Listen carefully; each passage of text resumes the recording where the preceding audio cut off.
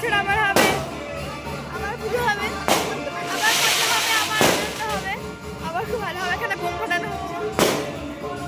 জয় মা দুর্গা, জয় মা দুর্গা।